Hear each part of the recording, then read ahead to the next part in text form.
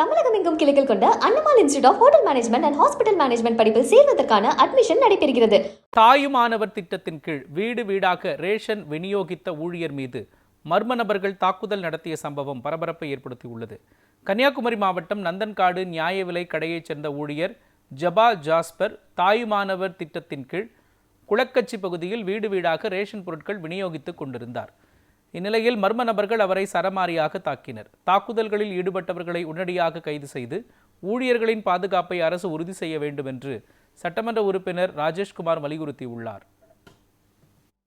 தமிழ்நாட்டில் பொது விநியோக திட்டத்தின் கீழ் இருக்கின்ற ரேஷன் கடைகளுக்கு அந்த ரேஷன் கடைகளுக்கு உட்பட்ட இடங்களில் வயதானவர்கள் நேரடியாக ரேஷன் பொருட்களை வாங்க நேரடியாக செல்ல முடியாது, மாற்றுத்திறனாளிகள் போக முடியாது. அதனால தான் மாண்புமிகு தமிழக முதல்வர் அவர்கள் கடந்த சட்டமன்ற உரையின் போது தாயுமானவர் என்கின்ற தலைப்பில் அந்த திட்டத்தின் கீழ் அனைவருக்கும் வீட்டில் போய் ரேஷன் பொருட்களை விநியோகம் பண்ணக்கூடிய ஒரு திட்டத்தை அறிவித்தார்கள்.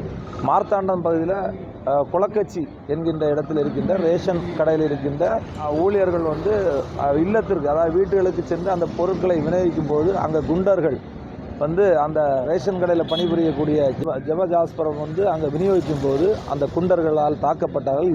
இதை மிகப்பெரிய கண்டிக்கக்கூடிய செயல். உடனடியாக காவல்துறையும் மாவட்ட நிர்வாகம் நம்முடைய பொது விநியோக திட்டத்தினுடைய துறையும் சேர்ந்து யாரால் தாக்கப்பட்டிருக்கின்றார் தாக்கப்பட்ட நபர் மீது உடனடியாக நடவடிக்கை எடுக்க வேண்டும்.